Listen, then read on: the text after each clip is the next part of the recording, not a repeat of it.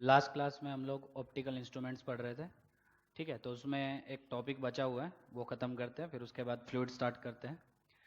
तो वो था आपका astronomical telescope.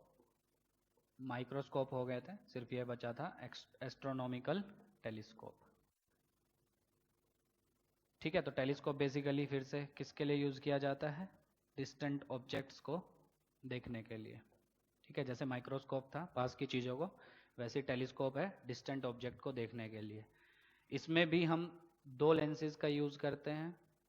First is objective, ठीक है, and second one is your eyepiece,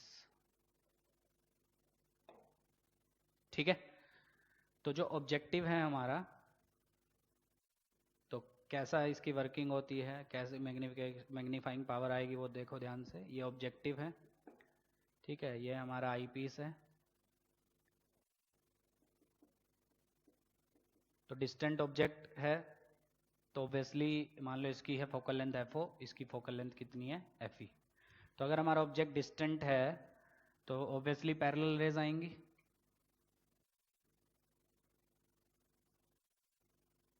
ठीक है। तो ऐसे ही गिरेंगी तो इमेज कहाँ बनेगी? फोकल प्लेन में, है ना।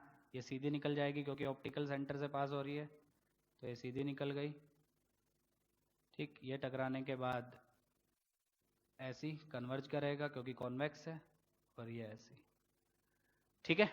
तो यहाँ पे आपकी इमेज बनी, बहुत छोटी इमेज बनेगी वैसे, ठीक है, कोई नहीं चलेगा। तो ये आपकी एक छोटी इमेज बनेगी, ठीक। मान लो कितना दूर बनेगी है, ऑब्वियसली फोकस पे, तो FO, ठीक। कितनी साइज की बन रही है? H, ठीक है। अच्छा, ये एंगल कितना है आपका? मान लो अल्फा, ठीक। तो ये एंगल भी इधर कितना होगा आपका? अल्फा, ठीक है। थोड़ा सा इसको क्लियर बनाते हैं, तो कुछ ऐसा बनेगा diagram,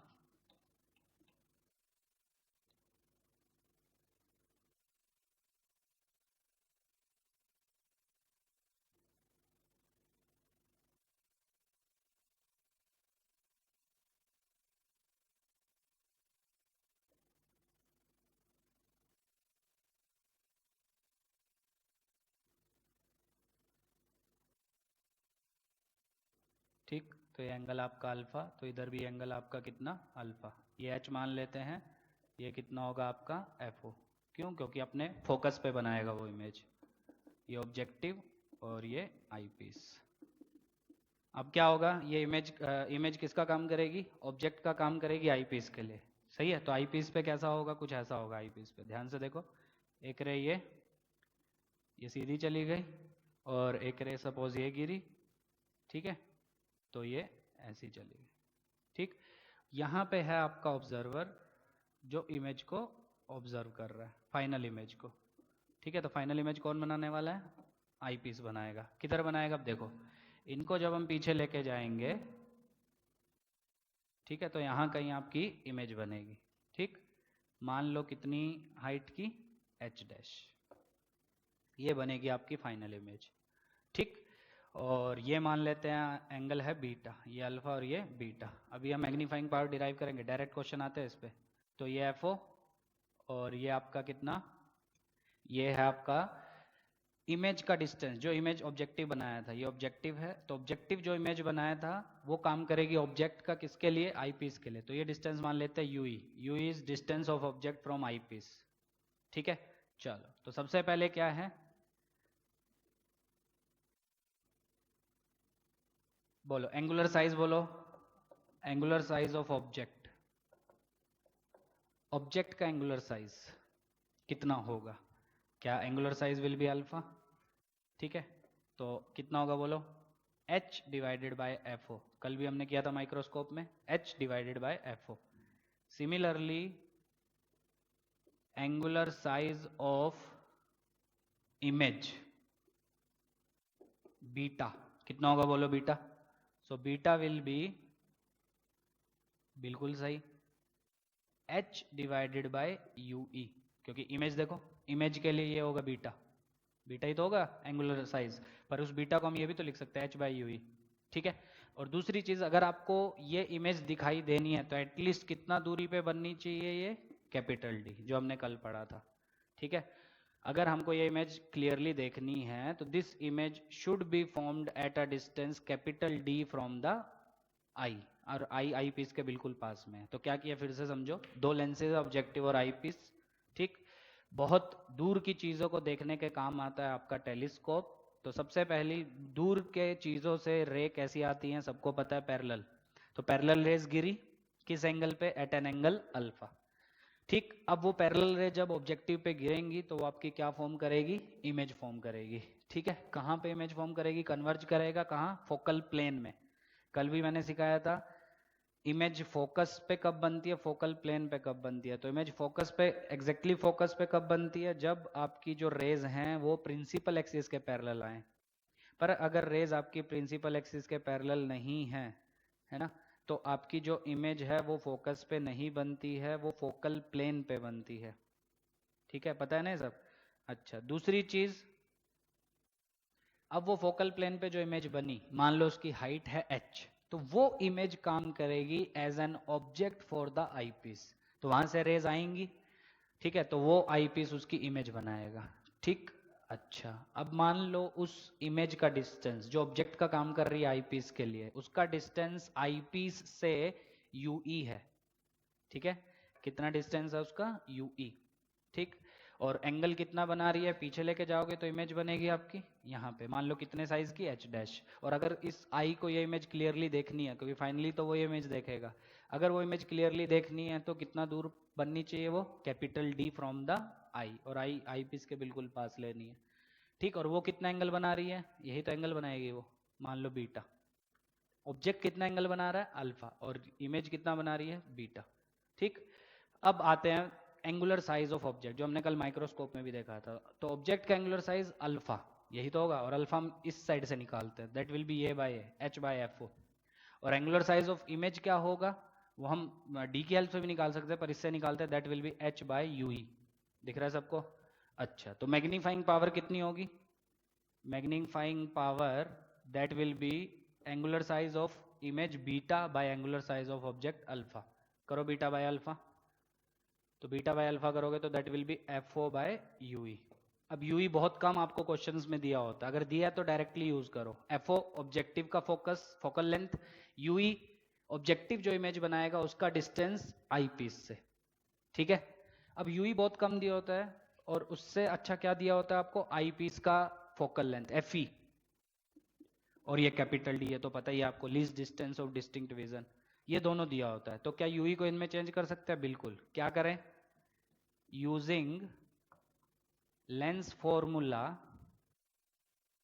for eyepiece. Eyepiece के लिए क्या यूज करते हैं हम लोग, लेंस फॉर्मूला। करो यूज आई पीस के लिए लेंस फॉर्मूला, तो 1/v minus 1/u is equal to 1/f। v क्या, इमेज का डिस्टेंस, इमेज तो d दूरी पे बन रही है, final image, that will be minus d, क्योंकि इस side, minus 1/u, that will be equal to 1/f। u क्या है हमारा, माइनस u, इस साइड है तो प्लस हो जाएगा, that will be 1/f, focal length eyepiece की। ठीक, क्या आया बोलो, 1/u, ये आया आपका 1/fe प्लस 1/d। तो 1/u कितना आया आपका, d plus F E upon D F ई। एक रिजल्ट आएगा, डायरेक्ट याद करना है। तो u कितना आया आपका, D F E upon D plus F E. डाल दें इसमें, हाँ, तो मैग्निफिकेशन कितनी आई, magnifying power F O by U E, U E is D F E upon D plus F E. तो सबको शायद ये फॉर्मूला आता भी होगा। तो magnifying power that is given as F not by F E, D अंदर ले जाओ तो 1 plus F E by D. ठीक है, और बहुत बुक में आगे साइन माइनस दिया, वो माइनस क्यों, क्योंकि इमेज आपकी इन्वर्टेड बन रही है, इसलिए वो नेगेटिव साइन के साथ आपका आता है मैग्निफिकेशन। ठीक है, तो F not by F E into 1 plus F E by D. F naught is focal length of objective, F E is focal length of eyepiece, capital D is least distance of distinct vision. इसमें भी वही दो case जो हमने कल पढ़े थे, case one, ये तो केस वन है। केस वन का मतलब जब आई सबसे ज्यादा स्ट्रेंड कंडीशन में है, मतलब इमेज जो है वो least distance of distinct vision पे बन रही है। पर कभी कभी क्वेश्चन में घुमा देता है वो, तो case two if the image is formed at infinity, अगर इमेज इन्फिनिटी पे फॉर्म हो रही है तब क्या होगा?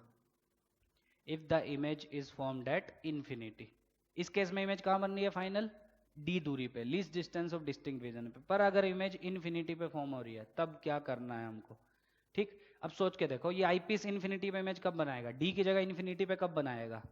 बिल्कुल सही, जब ऑब्जेक्टिव जो इमेज बनाएगा, जो कि ऑब्जेक्ट का काम कर रही है आईपीस के लिए, है ना, ऑब्जेक्ट का काम कर रही है ना, वो इमेज इन्फिनिटी पे कब बनाएगा? जब ये ऑब्जेक्ट जो है वो इसके फोकस पे रखा हो। पढ़ चुके हैं ना यार, जब भी लेंस के फोकस पे कोई ऑब्जेक्ट रखा होता है तो उसकी इमेज कहाँ बनाता है? वो इन्फिनिटी पे, है ना। तो मतलब ऑब्जेक्टिव जो इमेज बना रहा है, जो कि ऑब्जेक्ट का काम कर रही है आईपीस के लिए, अगर वो आईपीस के फोकस पे बने तो वो उसकी फाइनल इमेज बनाएगा इन्फिनिटी पे। ठीक है, तो if image is formed at infinity, तो क्या मैं लिख सकता हूं U E that should be equal to F E, क्योंकि यू ई मतलब ऑब्जेक्ट का डिस्टेंस, अगर वो इसके खुद के फोकल लेंथ के इक्वल हो जाए तो वो फाइनल इमेज इन्फिनिटी पे बनाएगा, बराबर। तो डायरेक्टली मैग्नीफाइंग पावर कितनी हो जाएगी उसके इसमें? छोटी सी। Magnifying power will be F not by U E, that will be F not by F E. इसमें ऐसा क्यों नहीं था? क्योंकि यू ही हमने सब्सटीट्यूट करा लेंस फॉर्मूला लगा के। ठीक है, तो आपको फाइनल रिजल्ट याद करना है। ठीक है, तो इसको अच्छे से देखो। ठीक है, तो कल हमने पढ़ा था माइक्रोस्कोप, ठीक है, आज हम पढ़े हैं टेलीस्कोप। तो इन दोनों को अच्छे से देखो, कैसे किया, क्या किया, क्योंकि नीट में जनरली इसका क्वेश्चन डायरेक्टली पूछा जाता है। ठीक है, तो इसके क्वेश्चंस भी हम अभी कुछ देखेंगे कि कैसे सॉल्व करने होते हैं इसके क्वेश्चंस। ठीक है, तो तब तक इसको अच्छे से देखो।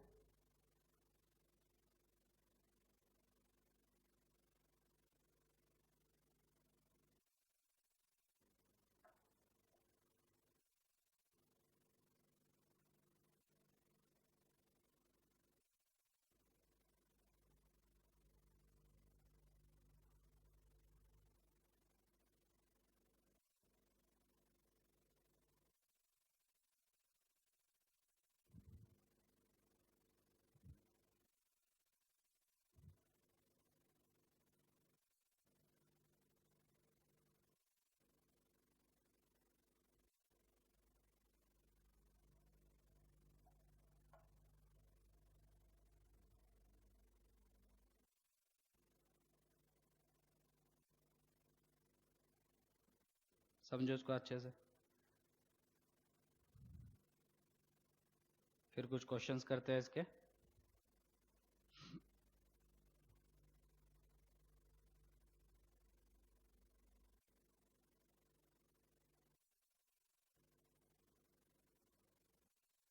और कुछ रे ऑप्टिक्स के भी क्वेश्चन करते हैं। आज सिर्फ क्वेश्चन करते हैं।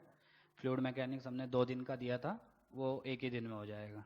ठीक है, आधा घंटा लगता है स्टैटिक को और आधा ही घंटा लगता है डायनेमिक को, और वैसे भी ज़्यादातर लोगों को आता ही होगा।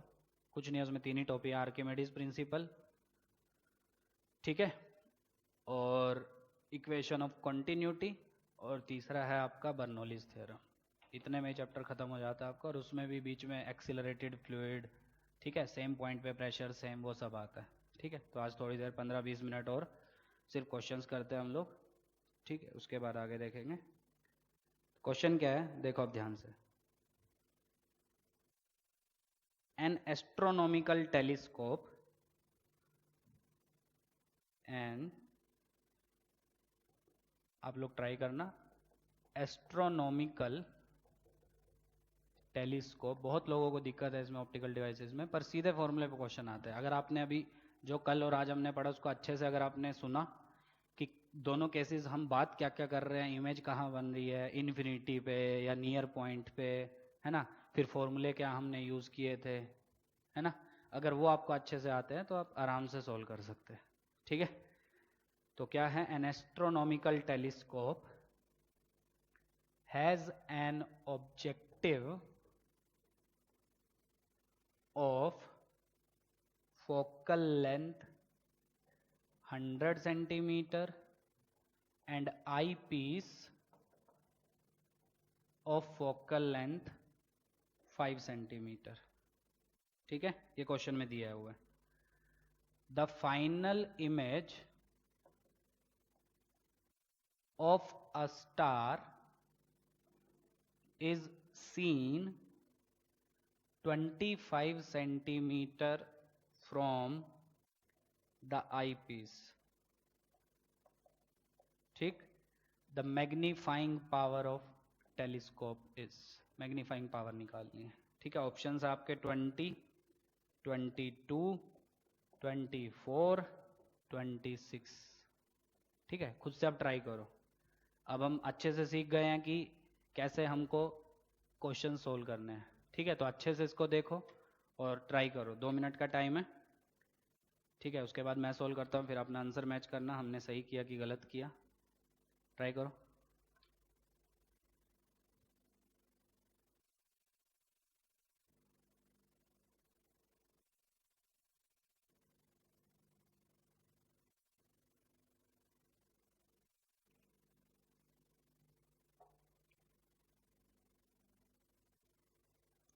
कर लिया?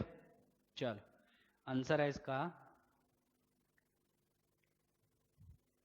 सी, 24। फॉर्मूला याद है? Magnifying power is F not by F E into 1 plus F E by D, आगे साइन माइनस। याद है? अभी अभी डिराइव किया। चलो सीधा क्वेश्चन है, देखो फाइनल इमेज कहाँ बन रही है? If the final image of a star is seen 25 centimetre from the I piece, मतलब least distance of distinct vision, तभी तो वो फॉर्मूला आता है। अदरवाइज क्या आता है? सिर्फ F not by F E. लगाओ फॉर्मूला। तो सॉल्यूशन क्या है? Magnifying power will be minus F naught objective 100, F E 5, 1 plus F E 5 divide by D 25, that is -20 into 30/25। तो आ गया आपका 24। ठीक है, ऐसे बच्चों वाले सवाल आते हैं एकदम। ठीक है, और भी करते हैं इसके बाद, तब तक ये कर लो। कर लिया? चलो नेक्स्ट क्वेश्चन करते हैं। सीधे क्वेश्चन आएंगे इसके नीट में, एकदम सीधे फॉर्मूले पे। बस उसको आपको पता होना चाहिए कब कौन सा लगाना है, कब कौन सा, और क्या चीज़ क्या है फॉर्मूले में। ठीक है, नेक्स्ट क्वेश्चन करते हैं।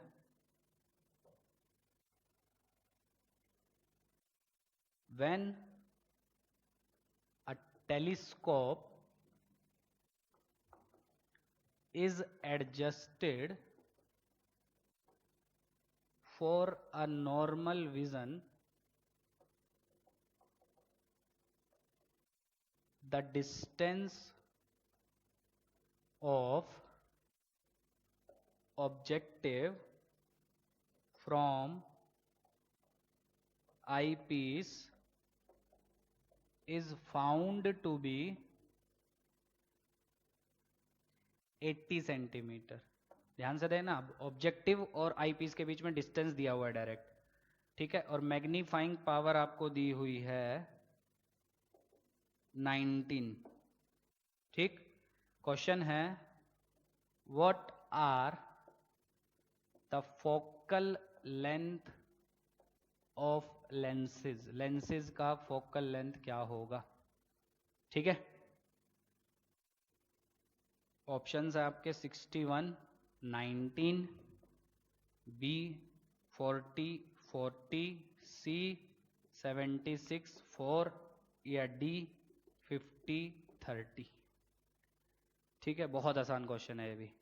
ध्यान से एक चीज पढ़ना, ये adjusted for normal vision. Normal vision मतलब एकदम रिलैक्स्ड स्टेट में है, तब वो कब होगी? जब फाइनल इमेज आपकी इन्फिनिटी पे बनेगी।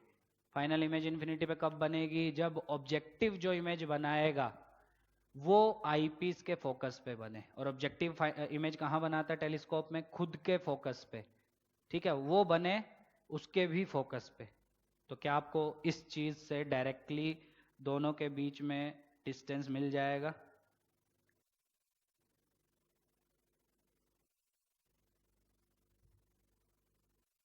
ठीक है,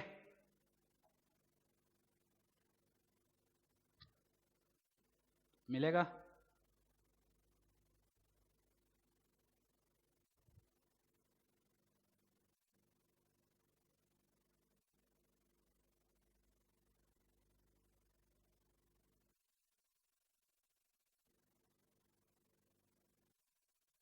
चलो देखो,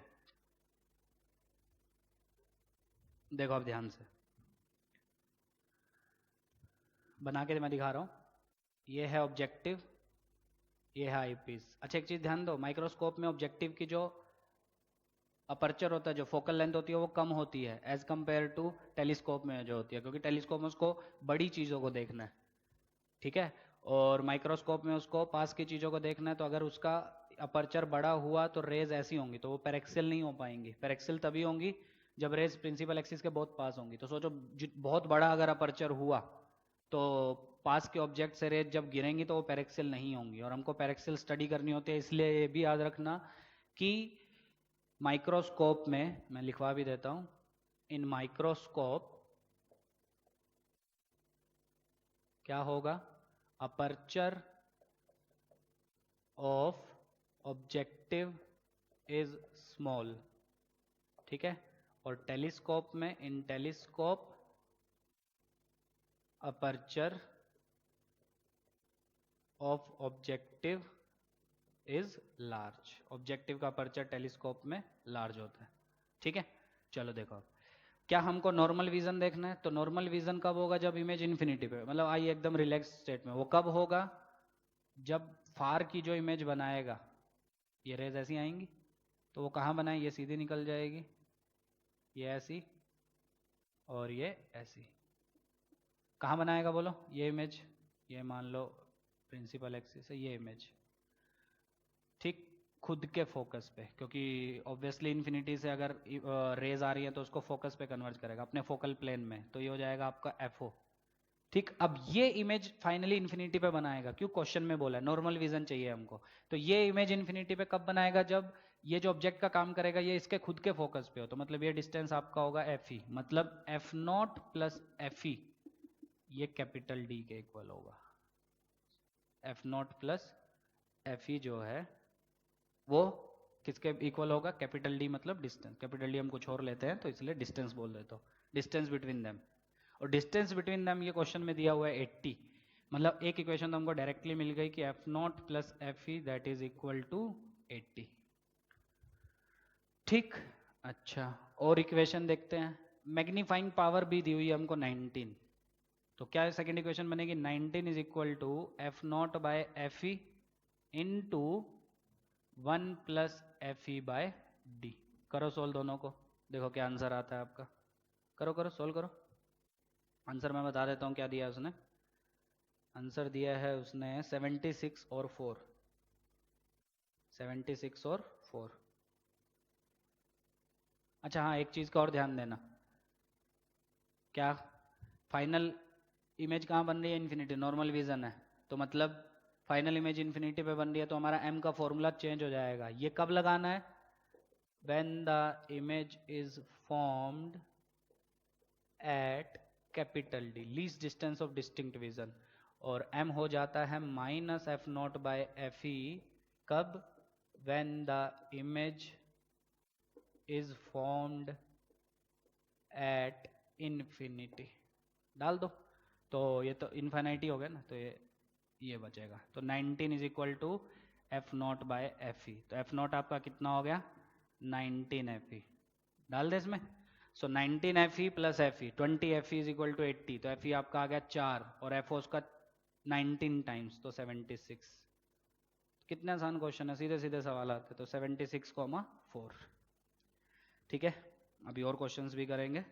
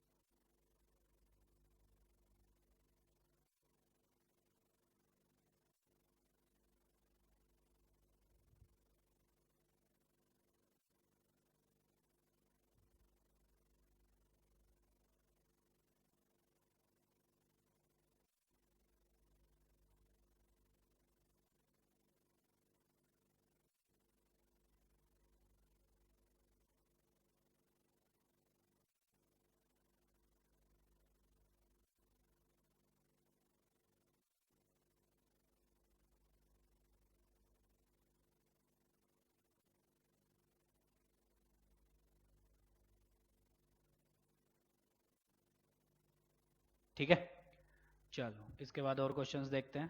नेक्स्ट क्वेश्चन देखते हैं।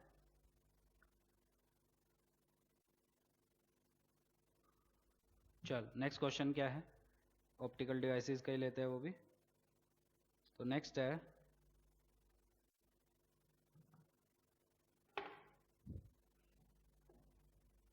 The focal lens FO 200 and FE 5 centimetre.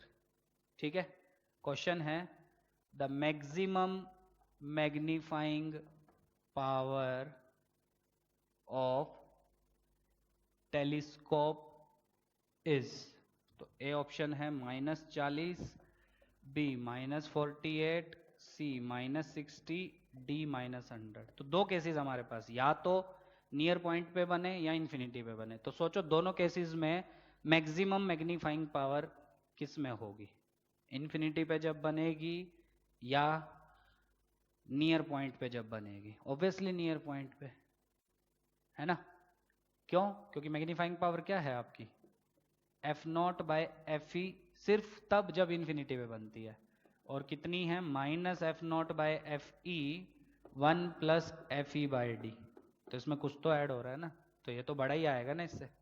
सही है, तो हमेशा याद रखना मैक्सिमम मैग्नीफाइंग पावर टेलीस्कोप के केस में कब होगी, when image is formed eight D। ठीक है, चलो लगाओ, अब सॉल्व करो, देखो क्या आंसर आता है, मैच करो। मैं आंसर बता देता हूँ, आंसर दिया है उसने बी -48। करो सॉल्व, कितना आएगा बोलो, -F0 200, FE 5, 1 + FE 5, D 25। तो -40 इंटू 1 + 1/5 दैट इज 6/5। तो आंसर कितना आ गया, -48। सिंपल सिंपल क्वेश्चन आता है डायरेक्ट। ठीक है, चलो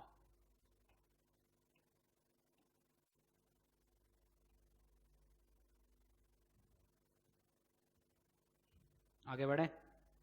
चलो नेक्स्ट क्वेश्चन करते हैं। नेक्स्ट क्वेश्चन क्या है,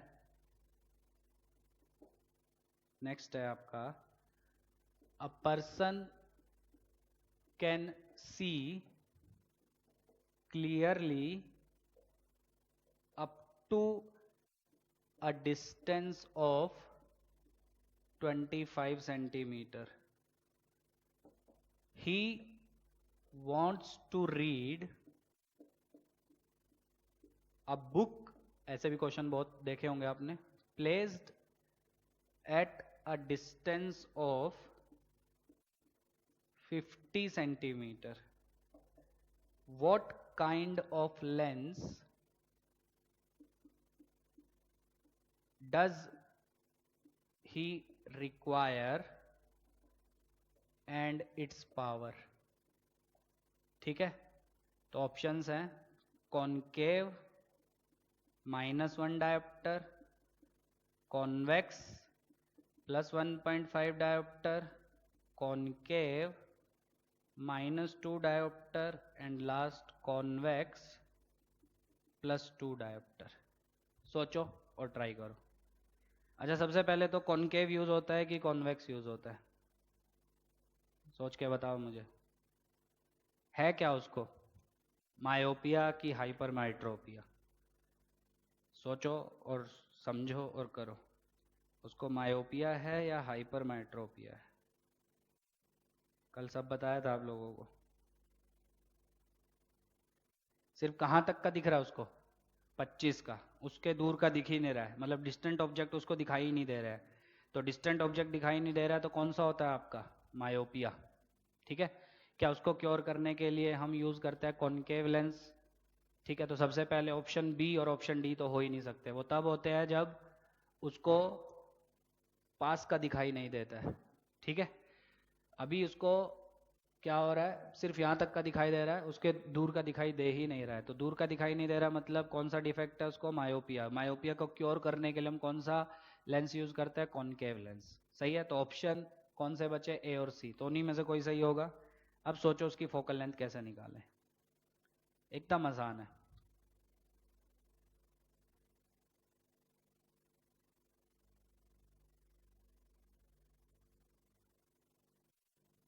चलो करें। चलो अब उसको क्या पढ़ना है, एक ऐसी बुक जो 50 सेंटीमीटर दूर रखी गई है, किससे, उसकी आंखों से, और उसको देखना है। और देख तभी सकता है जब उसकी जो इमेज बनेगी वो least distance of distinct vision पे बनेगी। तो मतलब फाइनल इमेज कहाँ बननी चाहिए, 25 पे, -25। ऑब्जेक्ट कहाँ रखा है, -50 पे। खत्म सवाल।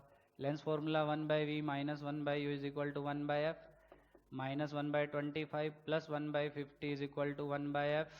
तो -1/50 is equal to 1/f। f कितना आ गया आपका, -50। पावर आ गई 1/f, और f शायद सेंटीमीटर में, तो 100/f, that will B -2 dioptre. तो ऑप्शन सी कॉनकेव होगा और -2 डायोप्टर पावर होगी।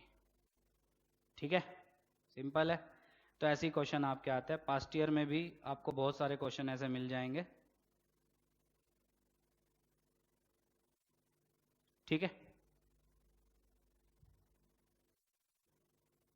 चलो समझ में आ गया।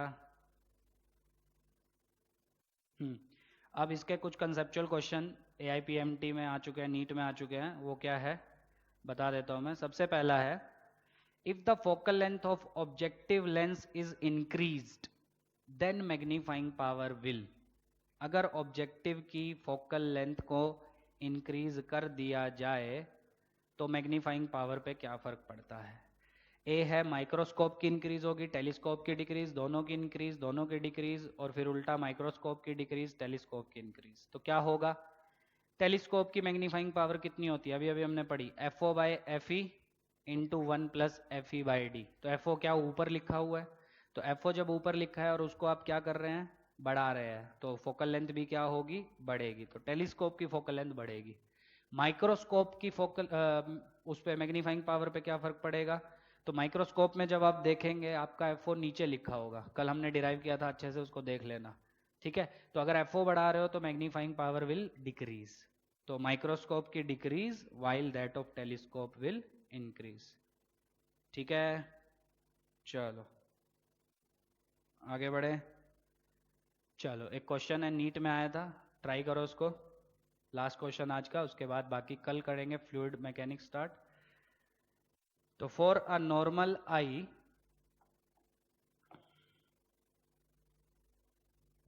The cornea of eye provides a power of 40 diopter and least converging power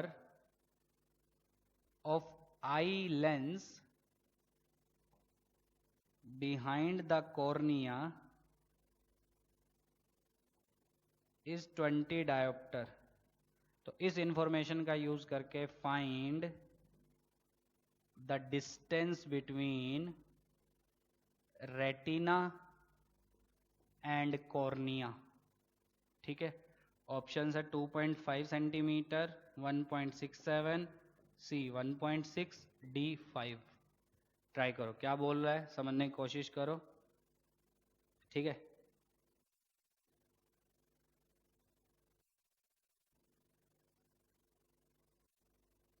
समझो समझो क्या बोल रहा है वो।